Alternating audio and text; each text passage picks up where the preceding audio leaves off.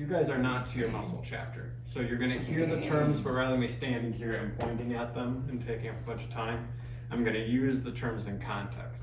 Now we're starting with the posterior arms. I'll do a little bit of back stuff, but I'm gonna show a touch of like how would I just really speed, like fast forward my way through back stuff and try to save time and room for the arms. All right. Here's where we make all our contact over the sheet. Like anything, I want to always reinforce a bit of this initial contact and rocking. You will be surprised at what kind of sneaky assessments you can get here. Right here, I can pay attention to how are the ankles and the knees, kind of the overall pliability and mass of the tissue. Like right there, I'm already feeling for are legs swollen or not, right? Any kind of discrepancy. Does the pelvis seem twisted, rotated, or not? Is the pelvis able to rock? And in this case, not too bad, but I get a better impression here that there's something tight in the lumbar spine. As I move, try to move just the pelvis, I see the thoracic area moving as well. That tells me something has stuck the two together, meaning that the erector spinae and other structures might be a little toned. And then I palpate a little deeper, and yeah, I can feel that the tone of the erector spinae is a little bit increased, all that good stuff. Work my way up onto the scapulas finally. Now we're to the actual. That's a little bit of an assessment of the pelvis, but as said, the pelvis and low back are so linked. Now, I confirm that the shoulders are at least somewhat level on the table, then making contact with the scapulas. The anatomy of the scapula, this one is worth pointing out real quick, just because we talked about the pelvis. I wish that the terms they're more or less the same, but it gets confusing here. This is the spine of the scapula. You can feel that always. You can find the acromion, which is the flat bony part, and just keep following that back. Now you're on, I started here, so I started right here, and then I'm on the spine of the scapula. Above it, superior to it, supraspinatus, below it, inferior to it, infraspinatus. So not too bad. So there's the spine. This is the acromion. Medial border, can't see it, but lateral border. Inferior angle, superior angle. The superior angle is where everybody wants you to massage, right? Coracoid process. That's a real weird one. So this is on the anterior side of the scapula. You do not palpate it. It's deep. That is what pectoralis minor and coracobrachialis attach onto. And so that's a place where nerve impingement can occur, because the nerves kind of have to come through and they're going down and the pec minor is sitting over on top of them, and it can be a bad time. So for nerve impingement, this area tends to be the most common area for nerve impingement related to the shoulder and the arm to occur. There will be exceptions to this, of course, but brachial plexus impingement, brachial plexus is the nerve branch, impingement, that would be this term you would hear if somebody was properly diagnosed with that. Usually, if it's related to muscle, it's the pec minor and other structures, but usually pec minor is seen as the villain here, is pinching that. And it attaches onto coracobrachialis, so this is the coracoid process. So coracobrachialis is a muscle. Pectoralis minor, so I can just approximate that. You see, I find the acromion, and I can guess as to where that is. I find the shoulder joint, and I can quickly guess and find where that is. And I get to approximate because I'm going to use a broader base of compression. Just like how nerve impingement in the upper leg, the hip, that There's the sciatic nerve. Those are the deep lateral hip rotators. That's piriformis. And piriformis and pec minor tend to be these common muscles related to nerve impingement. So the deep lateral hip rotators, or piriformis for sciatica, pec minor related to brachial plexus impingement. Now we work our way out from there. So I find my scapulas. Let's go back through. We're here. I find the scapulas. I find the inferior angles of the scapula, and then I just stare at my hands and I compare. And this one's higher, this one's lower, this one's elevated and protracted. And that's probably the dominant arm. Are you right-handed? Left. Yeah, that's his, I remember this one. You had to be. All right. I carry babies on the right though. Okay, I can now justify my storytelling. It's a right-handed world. It's hard for left-handers, Yes. so Jessel has to use the right arm. So that may be an anomaly, but in many cases, the dominant arm is the elevated one. But as we'll go with the story that the carrying of the young ones causes issues.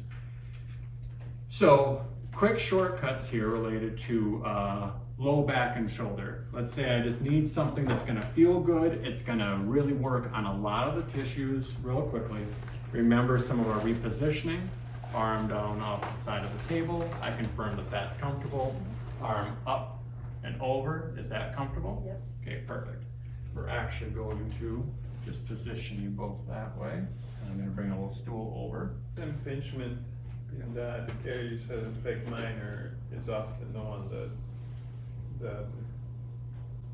that is related to impingement of nerves. Mm-hmm. So that would usually mean that it's probably shortened in Mhm. the height. And the posture would look like this. Like you're getting, with shoulders, basically start with the assumption that the body is putting you in a sling. The shoulders hurt, it's going to elevate you, internally rotate, and protract you. So it almost doesn't matter what the injury is. It's going to do this. And it's going to freeze you there. So then this is the most short, this is really short, and this is really short.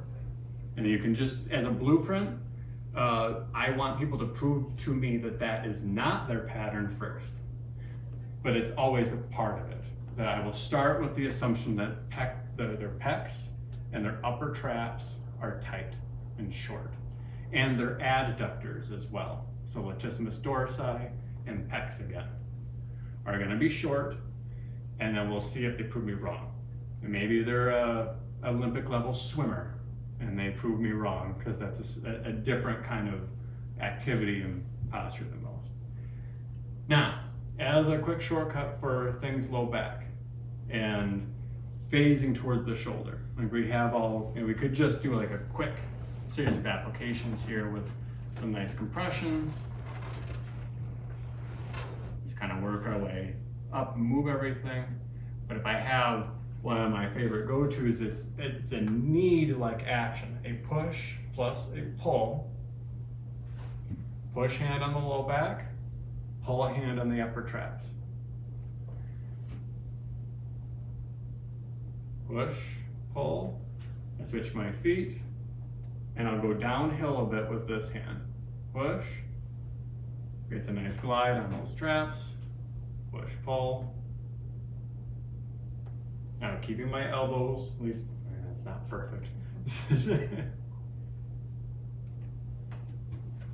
This can feel intense with less lotion, but it's not as much direct pressure down into the tissue, so it's like a case where you can give a pretty fair amount of pressure without it usually being, if somebody's pressure sensitive, like coming right down the erector spinae.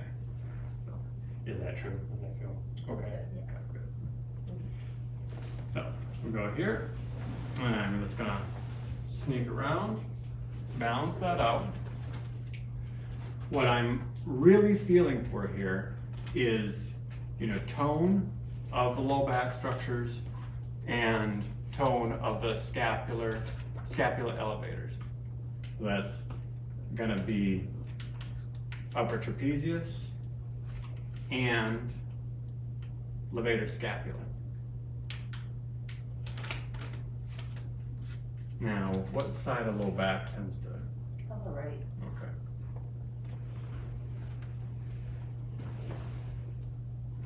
Now, the low back stuff actually feels relatively uniform.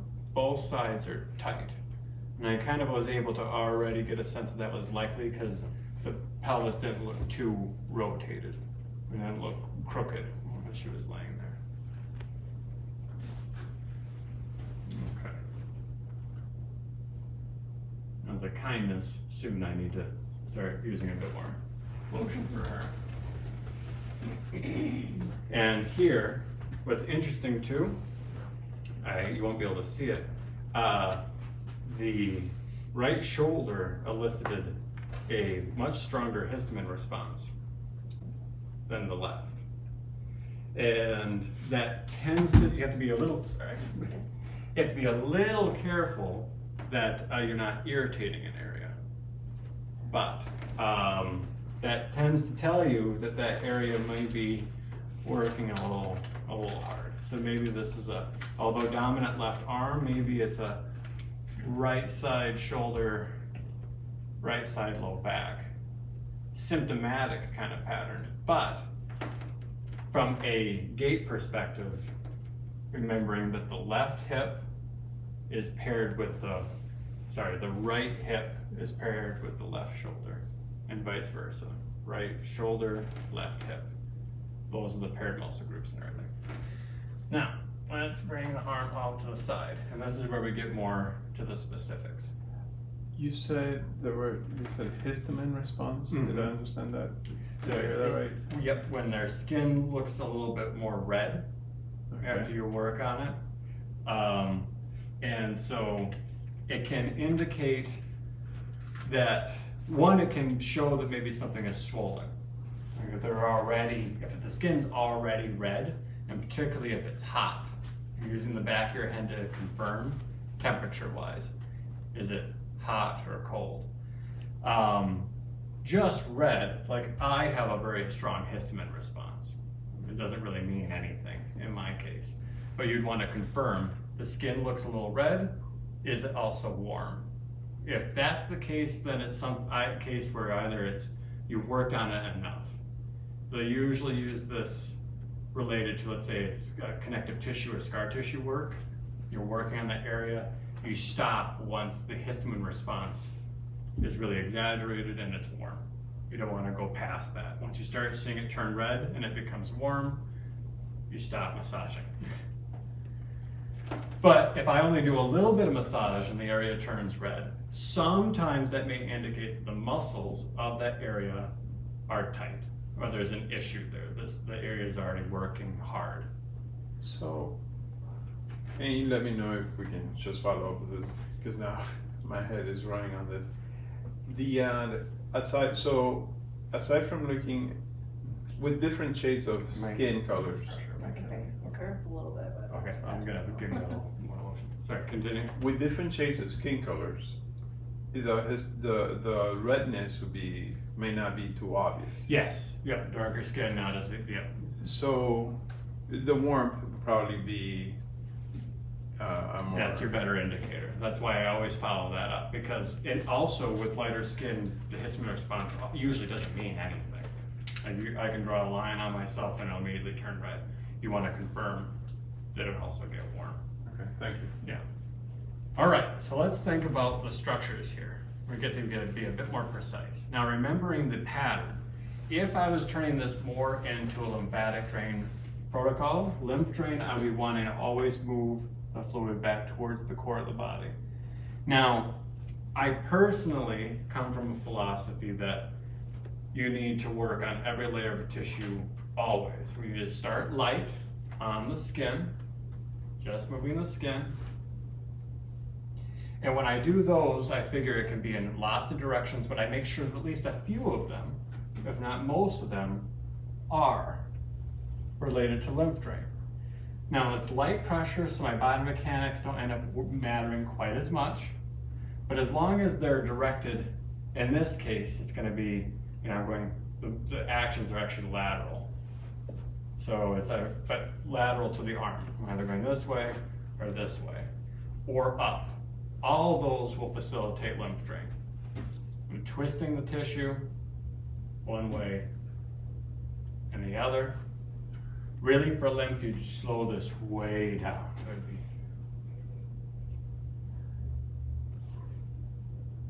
It's as boring as you can begin to be bored by. So I just sprinkle that in. Little bit of that to start. Moving just that superficial layer also is an assessment for connective tissue, specifically the superficial fascia. If I move this, not only have I just done lymph drain, but I've assessed that that tissue moves pretty uniformly in all directions. So the skin and superficial fascia are healthy. That's okay.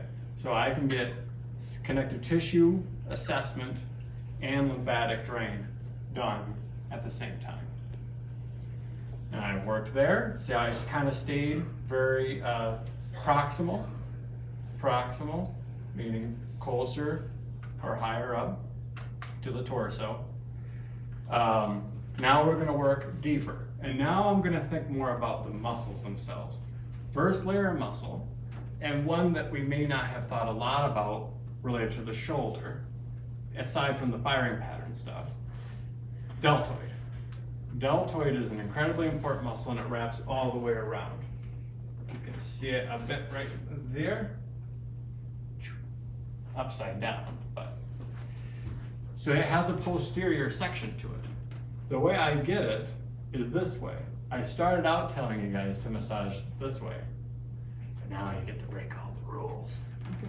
So this transitions well for me because I tend to, I might as well smooth that out of the way. You look like you're comfy enough. So, when I'm usually working here, this is the best way to work on like the levator scap and upper trapezius. So I sink in, get some good pressure here, make sure I'm not. She doesn't need all that Oh, you're pressure. good. So, yeah. Get myself reset. Now, you see how I could be sneaky? This other hand don't make it fast. Lymph stuff is never fast. It's very slow, very slow. So if I just move the skin the slightest bit towards the body and give it a twist.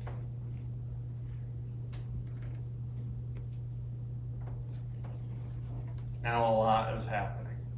I'm massaging with deeper pressure, upper trapezius, levator, scapula, rhomboids, but I've already done some superficial work here. And I'm going to switch, and with some deeper pressure, I'm going to be looking for the scapula. I find the spine of the scapula and real light pressure, and then I find the joint line. And you have to remember that deltoid sits like right over the shoulder joint. So to be on deltoid, I have to be a bit superior. I can't be standing ever over here. So not for deltoid. Here. That's a really good angle for it. So between that one and this one, one's on kind of a 45 and call that one a 90 degree. That's not probably quite right into anatomical position, but one's on an angle and one's more perpendicular. God. Then we're to the triceps. And the triceps usually just need some good kneading. Okay? I'm already standing here, so based on that, where I was standing, I'm standing perpendicular to the humerus, so I might as well do applications that go this way. Then I can switch. Now here's where we can get more targeted, okay? So here's some extra joint movement stuff. We already had done the repositioning, confirming that the shoulder joint is doing pretty good. If a person can get their arm here, The shoulder joint and the scapula are not that bad, okay? The thing that will probably bug you the most is you have somebody that has issues to the point that they can't even get their arm here. And that's where you may have to get a little pillow or some towels and bolster the shoulder here, and then you're working off of a different orientation of the arm, and then you gotta start breaking out different ways to get to that tissue. This wouldn't be everybody. That means you're gonna have to get low or on a seat. I can still work on all this stuff, but then I have to get down to be in line with it. So that will be a theme today related to the limbs. If the person cannot reposition their arm, then you may have to reposition yourself.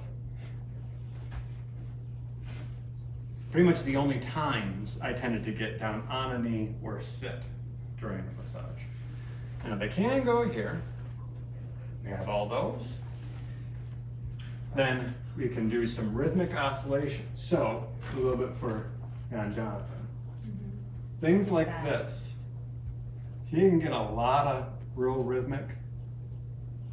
I find that to be a little bit more soothing and relaxing than so, and think about that shoulder joint. If I can just create, doesn't have to be big, it's these little tiny rotations, maybe the tiniest bit of attraction.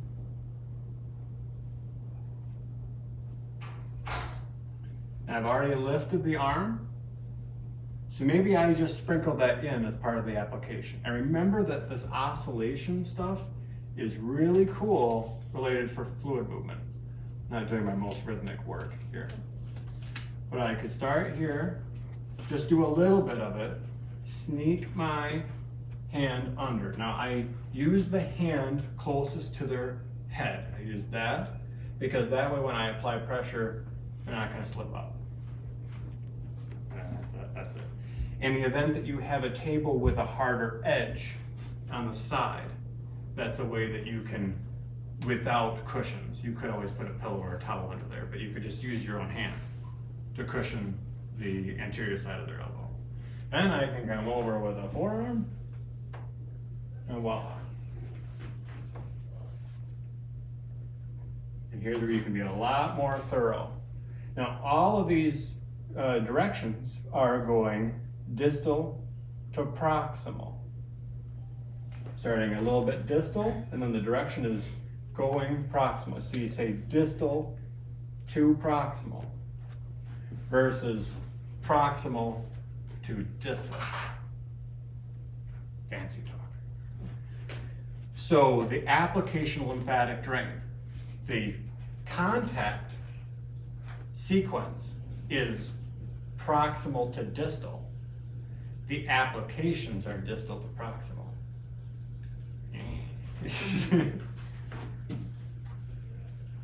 Here you go. Now, we've seen a lot of this. Now, I felt a little something here. I don't want to be too ruthless.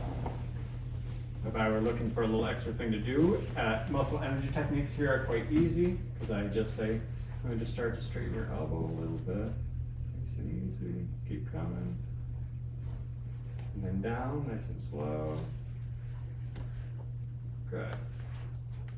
Real easy. You have gravity already fighting them, so anytime here. And if there's elbow problems related to the triceps, it tends to be more distal, the short head of the triceps. It's kind of the workhorse here, so you usually will find something there. Shoulder, the long head of the triceps comes up and attaches onto the scapula. Latissimus dorsi comes over and attaches onto the humerus. Both teres muscles, teres minor, teres major, come from the scapula onto the humerus. There's a theme here that's a huge intersection. Right here, posterior armpit. Lots of layers, lots of layers. Now be careful. So right here, this is a cautionary moment. You want to be sure when you work in some areas where you know you're close to arteries and big nerves, to confirm with the client, all right, we're gonna work in this area. I want you to be sure to tell me that we don't hit anything that feels like it's restricting blood flow or is nervy. Just say that, okay? Now, the way to do it with a forearm, we're already in position. I have to come right there at the seam of where the shoulder joint is. And it's a pretty direct compression right there. I want to be on the medial side of the scapula and compressing. Now, this may not apply to everybody, but when somebody has shoulder issues, just this tends to get real, there's so many layers of muscle, they get glued down in position. So finding a way to work on that is essential. That's one way with the forearm. I more likely would suggest for you to start, this is a place to use your fingers or a soft fist, just because palpation-wise, you may not feel comfortable with a forearm in these more sensitive areas yet. So with fingers, finally get to use our dedos de manos. So there you go. Stack them. So a little flexion, and it's like a mild sloth claw. Contact hand, that is your forward. So izquierda, there we go. Izquierda. Izquierda. Then derecha. So right on top, right. Yes, but the working hand is the lower. underneath, yes, the lower one. Then use the top hand to help with the pressure. So all fingers together and then all fingers together. Now you should feel a bit more confident. Your palpation skills with your fingers are going to be more nuanced to start out. So now I can work along that line and feel for where something feels stuck. Where is some extra tone? Do I find a speed bump, something tight? And here's But you're going right at the joint line. the joint line, right? Yep. So how much actual movement? The movement is minimal. Or is it I'm on the s- pressure? Are you I'm feeling on pressure in? I'm putting up, because there's a lot of layer. That's the thing. Yeah, There's so- deltoid and everything. So what you're looking is what you might feel different based on as you apply pressure, not as you move. Yes, It's not there's a a small movement because I got to start kind of from deltoid and work my way across. And there's more room and layers of muscle than you would expect. Okay. Like, let's see here. This doesn't give you the best example, but there's a lot. There's a lot back there. So you have to cover some distance. It's probably at least 2 inches. Okay. And then yes, depth then also matters. Now here's the cool thing about areas where there's a lot of overlap. Lots of layers sitting on top of each other, which there are here. There's the deltoid, but then you take that off. The medial board of the scapula is all the way over here. Look at all that stuff. There's a lot back there. I can pick just activating one of those muscles because if these layers are sitting on top of each other, like this, if I move one of them, it'll tend to free up all of them. And it's not perfect, but I'm trying to give you just efficient shortcuts. And I would say half of the people I found with bad shoulder issues, this was a problem area that wasn't being appropriately addressed. And you can't even really get it in sideline because it's not about latissimus dorsi, it's about the teres muscles and maybe more specifically the long head of the triceps that comes up. So I said triceps. The triceps works at the shoulder and the elbow. What action could I use to activate what I'm pushing on right now? Elbow extension. But it has to be complete elbow extension. So when we practice this, you'll notice you won't feel anything as they start out the extension here. They have to go all the way to end range. So go ahead. And then I can feel where the contraction occurs and target that more specifically. So go ahead and slowly back down. Just getting all the shoulder work. But she has hip-related issues, although I'm spending a lot of time here. Remember the total comparisons, the neurologic pairs of the muscles of the shoulder and the hip. So I would not spend this long on the shoulders when the hip was the goal, but I would make sure to address these things because I knew that there could be a correlation. Maybe if I reduce the tone here, by the time I get to the hip, the tone there will already be slightly reduced. So, now all I have to do, this is one of my favorite little tricks, is you just make contact, get to at least deltoid, if not a bit deeper, then ask the client, now slowly extend your elbow, fully straighten it out all the way. Excellent, right there. Can you feel right where I'm pushing? Yeah. It's pretty neat.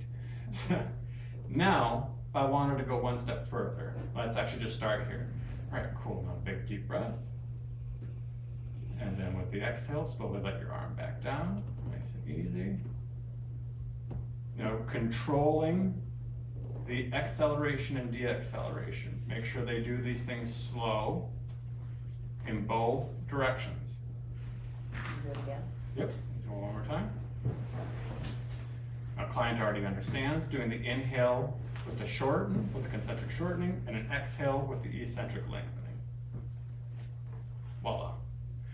And then I was just very slowly gliding across that line. Because I don't even think that much about a specific muscle at these points where there's lots of layers. I think more about the connective tissue, the deep fascia between the layers. So I'm just trying to unstick it. And although it's not the kindest phrase, it's like being a chisel working along that line. And you're doing okay, Lane? Yeah. All right, we're gonna even her out real quick here soon. There's gonna be all shoulders and hips on this one, so I edit myself. Now, one more thing we could do here is adding the extension. We'll go ahead and straighten the elbow. And then real slow, I want you to turn your whole arm over so that your palm faces the floor. Yep, go ahead and turn as far as you can comfortably that way. And then go the other way. Twist back the other way. May do that again. Twist, twist, and twist. And down, nice and slow, let the elbow back down. Good. And now that infraspinatus is the external rotator for the rotator cuff muscles. That also comes over deep. I may not want to push that far. It's pretty ouchy to get all the way down to that. But I can use those rotational patterns to, again, get these layers to unstick. So remember this. Between that and here in prone, you can do a lot of good work. All right? Now, get her on here. Showing one quick thing with just the forearms. You've seen plenty of stuff here. And we can work on the forearms in a variety of directions. You know, good glides going this way. Although it's downhill, I feel like it works really good. All that stuff. Knees are exceptional here. With the forearms, more anatomy stuff. The orientation is a little bit odd because a person's not laying like this, they're laying like this. So this is the anterior forearm. That is the posterior forearm. Epicondyles. Epicondyles of the humerus. Okay? I don't have a bone where I can see it, but yeah, they're deep there. You can visualize it. So lateral epicondyle, because this orientation, lateral epicondyle is where all the extensor muscles attach onto. Okay? You can find that on yourself. You poke around, go on the lateral side of your elbow, and then start moving. You're gonna feel something kick on right here. Versus medial epicondyle, find the elbow, usually gotta go a little inferior to it. That's where all of the flexors attached. So medial epicondyle, all the flexors, lateral epicondyle, all the extensors.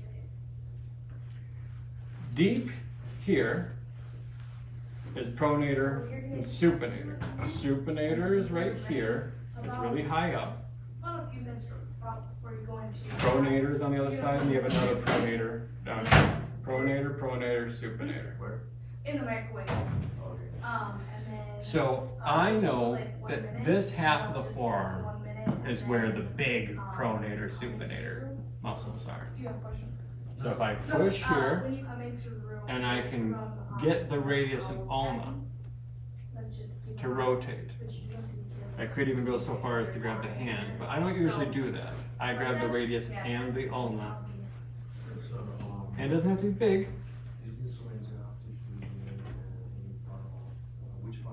Now I'm thinking about pronation, supination. Lots of people get stuck in pronation. Yeah. We're stuck here. We need to get back to here. So you have to watch a little bit if the edge of the table is sharp, but this is one of my favorite orientations for the arm in this position. That I can roll the arm over and get the posterior side of the forearm. And that does good things for the shoulder. And I just have to confirm with the client, is it comfortable for you if we roll like that? Great. And then I can work this way. And I can get all the forearm done in this position. I may have to, though, drop down. So we'll leave that here. But I can work on pretty much all of the arm in prone if I wanted to.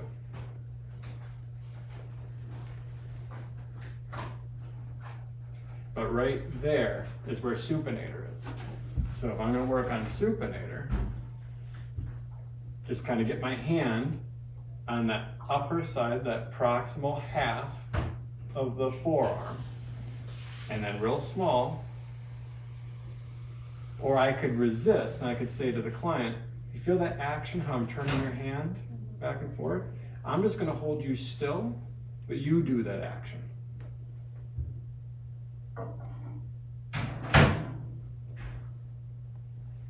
And good, it's nice and slow, relax. Anybody here, office workers, cosmetologists, fellow massage therapists, dental hygienists, so many people get really, really tight related to supinator and how it gets stuck to all the extensors of the wrist and the fingers. So let's do a little real time wherever you're most comfortable there. More comfortable on your side. So real quick, real time, let me come over here and do an even out. All that word salad too. And I mean, I try really hard to give you all the language and explanation and then come back around to half the time you just need to follow this kind of basic formula. Start with working in these few areas, see what the results are, and then start problem solving as you see the person more often. But you need in those first 2 sessions some go-tos, right? So for an elevated scapula, we gotta be here. And I gotta make sure I'm not too posterior. I gotta get my angle where I'm more on actual upper trap and levator scap. So I get myself set like this. And then here, and I could incorporate muscle energy where I could just ask, I could do a little shoulder shrug. Take a breath in. And let it all the way out, good. Because levator scap and upper trapezius related to breathing, that's the upper chest breathing postural pattern as it elevates the scapulas. So if you can get the scapulas out of elevation, you're going to help with breathing. So there's that. And then I'm already here to work on deltoid and the triceps.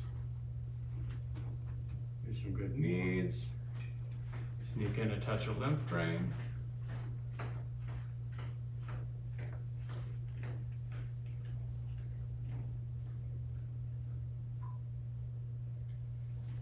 And a little bit more lotion. Remember that. I mean, I don't think anybody here is cruel, but if I have a place where sometimes I have forgotten to check in with people, it's about making sure I'm using more lotion. I like that deep fascial stretch, so I have to watch that I'm not just doing that because I think it's right all the time. All right, shaking the arm. Feeling that shoulder joint is moving just fine. It's doing pretty good. Get my arm underneath, and I can get the mirror here is gonna give me some biomechanics.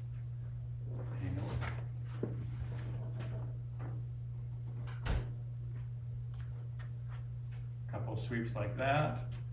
You could always do more, you know.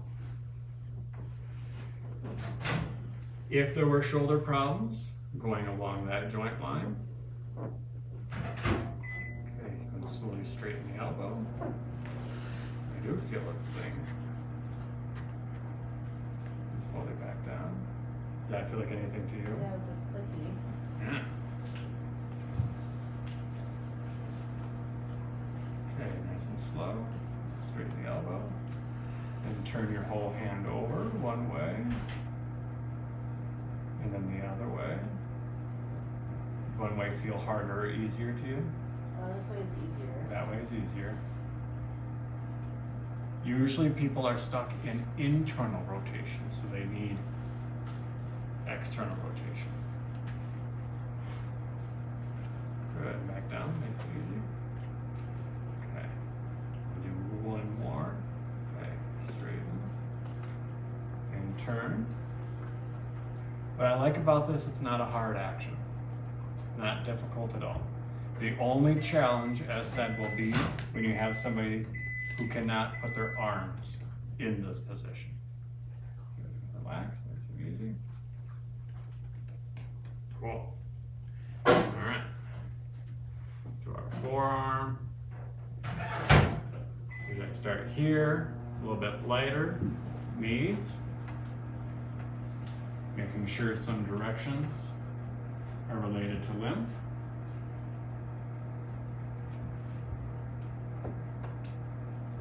If ever you were, the best pattern possible would be to do like lymph and superficial work, then slowly work deep, and then do lymph and superficial work again. But sometimes you gotta move fast and just do one set of applications in each area.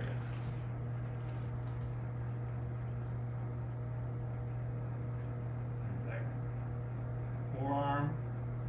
As soon as you see the fingers start curling, you know your guard beginning to be more untended, so you have to lighten your pressure.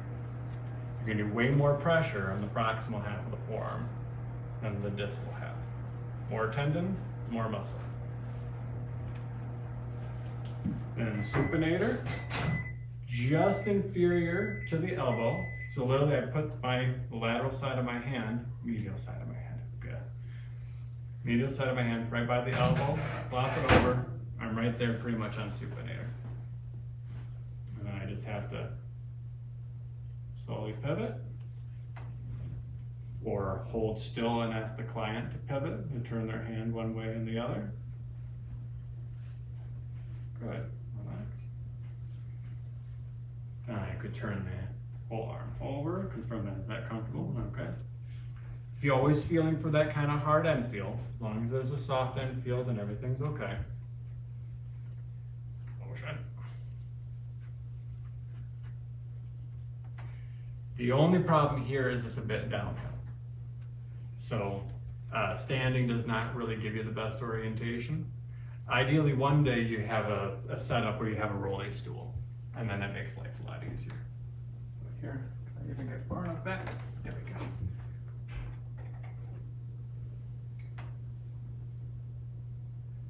That way. I'm here.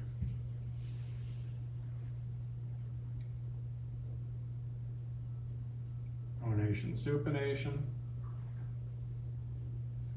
Remember that one. When people have forearm and elbow stuff, thinking about supinator and pronator and just incorporating those little pivots is something that usually gets missed. All right. Well,